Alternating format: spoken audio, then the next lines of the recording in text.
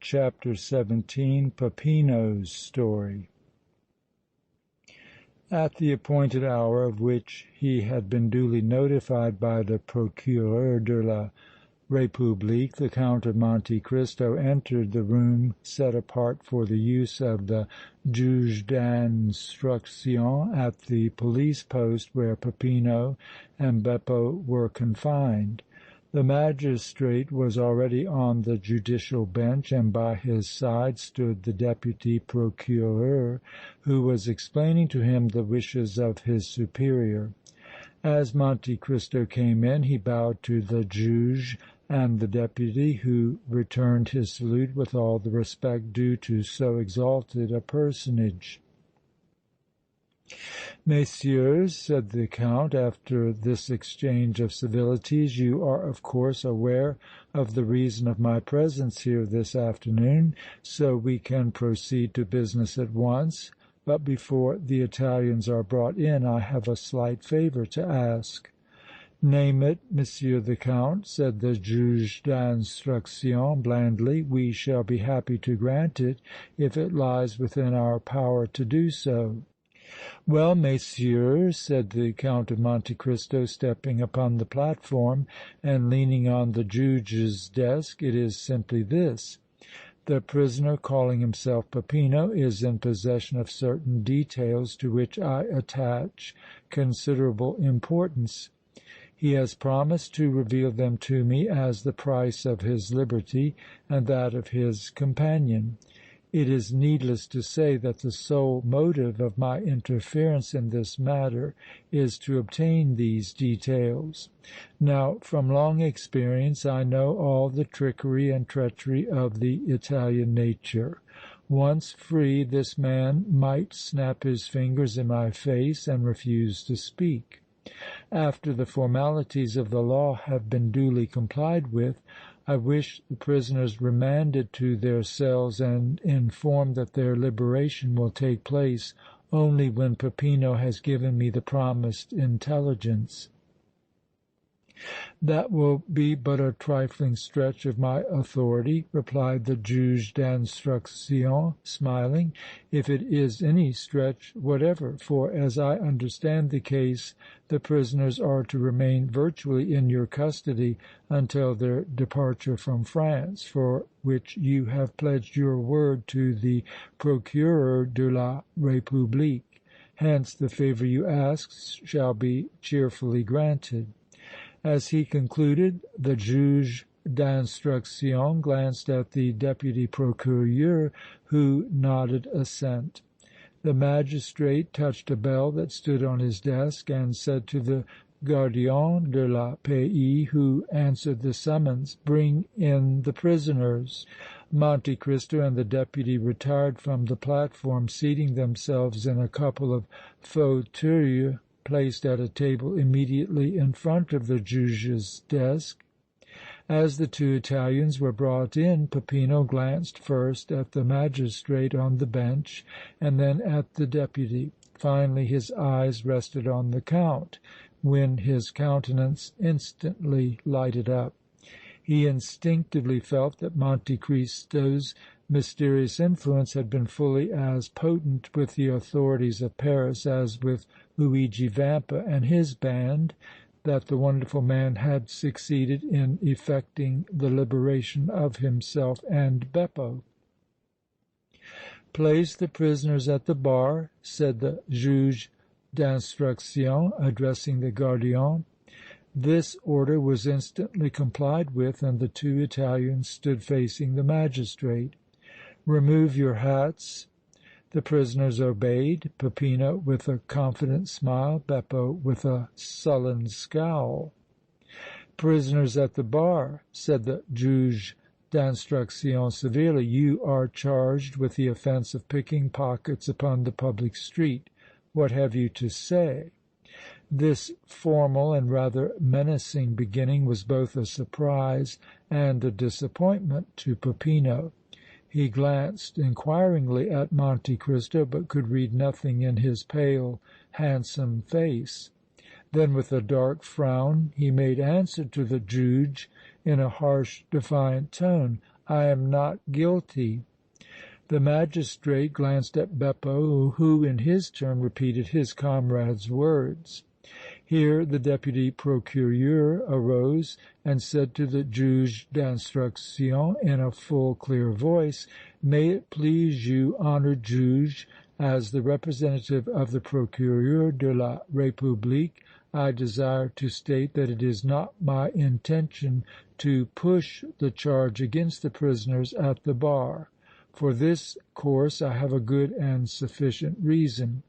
I therefore, in my official capacity, demand that the persons calling themselves Peppino and Beppo be discharged."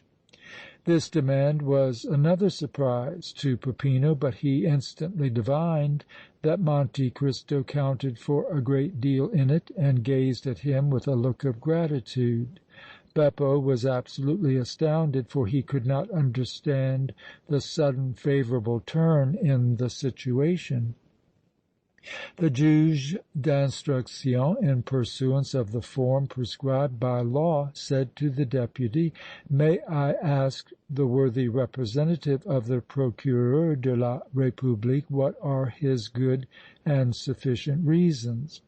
"Certainly, honored Juge," replied the functionary. "His Excellency, the Count of Monte Cristo, here present, has entered into a compact with the Procureur, pledging himself in the event of the prisoners' discharge to induce them to quit France immediately."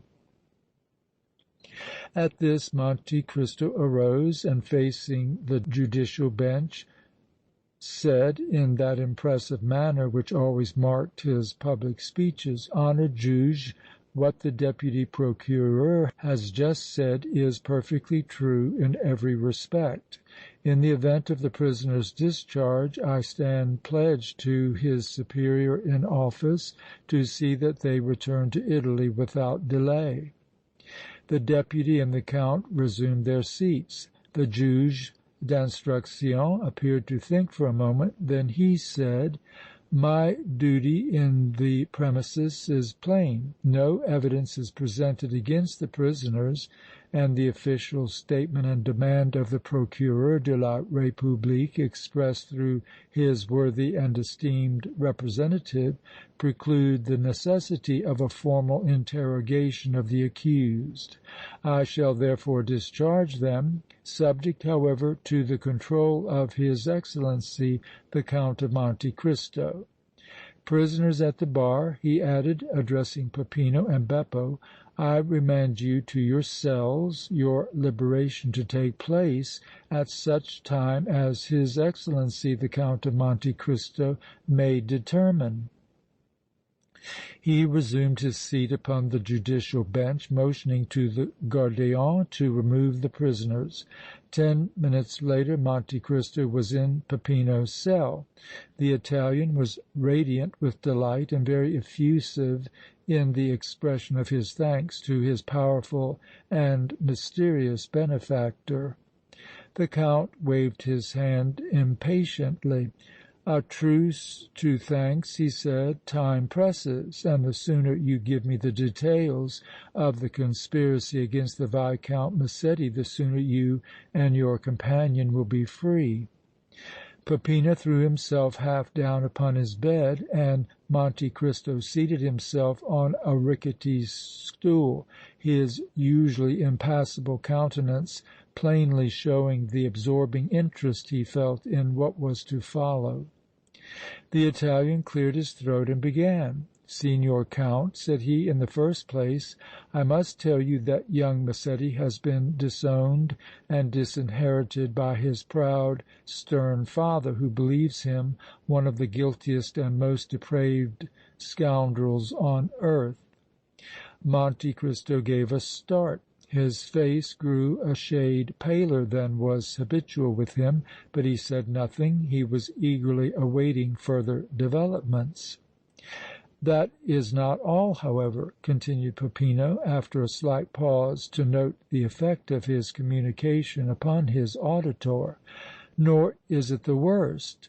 The unfortunate Viscount, upon being ignominiously expelled from the Palazzo Massetti by the old Count's orders, immediately lost his senses. He is now a raving maniac."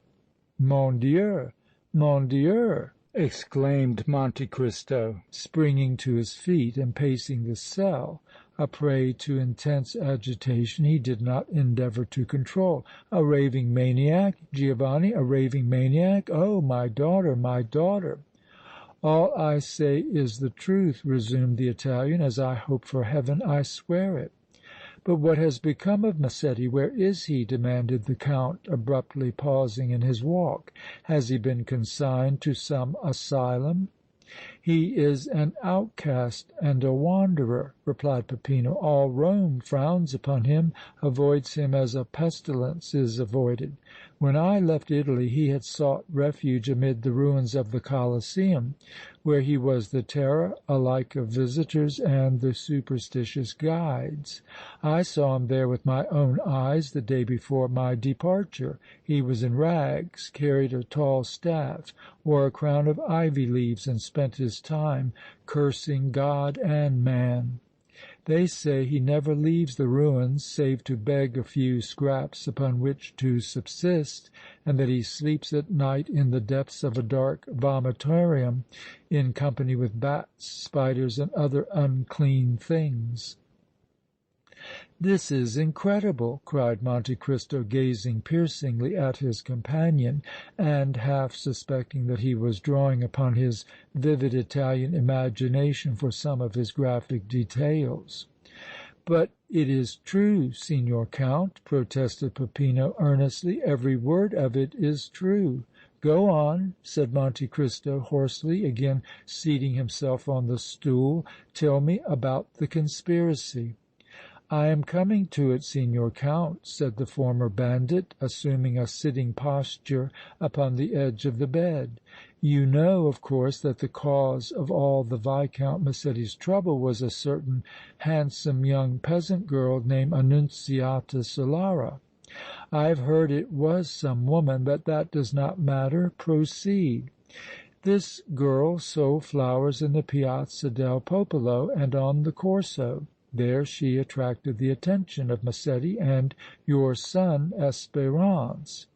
"Espérance!" exclaimed Monte Cristo, his hands working nervously. "Oh! Mon Dieu! The light is commencing to break!" Peppino smiled reassuringly. "Have no fear, Signor Count," said he. "In all the unhappy occurrences that brought the poor Viscount under suspicion, your son bore a part as noble as it was honorable. You have abundant reason to be proud of him." Monte Cristo uttered a sigh of relief. "Can you prove this?" "I can. Luigi Vampa and his whole band know your son to be entirely innocent so far as the flower girl is concerned, and will so express themselves. Even old Solara himself, hardened and despicable wretch as he is, will not seek to inculpate him. Rest assured that the proof of your son's innocence is ample. Luigi Vampa has already written to me that no guilt attaches to Espérance, but I must have more reliable vouchers than the letter or even the oath of a notorious brigand. Such vouchers can be procured without much difficulty. The unfortunate girl herself, who is now in the Refuge at Civita Vecchia, will exculpate him. But the details of the plot, the details of the plot! Well, the Viscount learned from Annunziata that she dwelt in the country beyond the Trastevere, and that evening set out to find her. Your son, who knew his object, followed him to protect him against the bandits. Massetti was halted by one of Vampa's men, who wounded him in the struggle that ensued, your son appearing in time to kill the brigand and rescue his friend.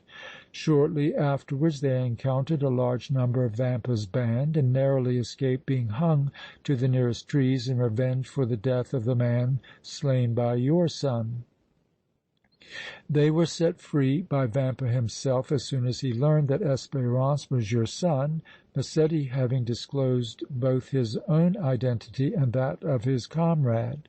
The young men, it seems, had determined to return to Rome immediately after the Viscount received his wound, but Massetti grew faint from pain and loss of blood, and it was resolved to seek for shelter. A peasant appeared at this juncture and, after some hesitation, agreed to conduct them to his father's cabin, where they could pass the night. He was as good as his word. To be brief, the young men, who were disguised as peasants, soon found themselves in Pasquale Solara's hut and in the presence of the fair Annunziata herself. Peppino paused for an instant and then continued. These preliminary details, Signor Count, are necessary to enable you to understand the conspiracy which was speedily to be hatched. The peasant who had conducted Massetti and your son to the very spot the former had left Rome to seek was Annunziata's brother. Old Pasquale Solara was absent from home at the time of the arrival of the strangers, but returned shortly afterwards. I have no doubt that he had long been in league with Luigi Vampa and had been secretly acting as his agent and confederate. At any rate, when he arrived, he was well aware that the young men were at his cabin and was also thoroughly informed as to their identity, though with his habitual cunning he concealed both facts, feigning surprise and dissatisfaction when it was announced to him by his children that he had guests. Secretly he was delighted, for the presence of young Massetti gave him an opportunity at once to take a signal revenge on the old Count, whom he had long bitterly hated, and to divert the crashing stigma of a fiendish act he meditated from himself to the name and fame of another. Do you mean to assert that this wretched old man had base designs against his own daughter? Said the Count, his visage expressing all the horror he felt. Exactly, answered Peppino, coolly. Old Solara, miserable miser as he is, had for a very large sum of the gold he so ardently coveted sold his own child, his beautiful daughter Annunziata, to the bandit chief Luigi Vampa. The black-hearted demon! Exclaimed Monte Cristo. He is unworthy of the name of man. In Paris the indignant populace would crush him to death beneath their feet. So you see, resumed the Italian, the arrival of Massetti was opportune, and Pasquale Solara, after having seen that the Viscount was safely housed beneath the roof of his cabin, hastened back to Luigi Vampa, and together they laid the foul plot that succeeded but too well. A more shrewdly devised and thoroughly concealed piece of diabolical villainy has never stained the annals of the civilized world. End of chapter 17.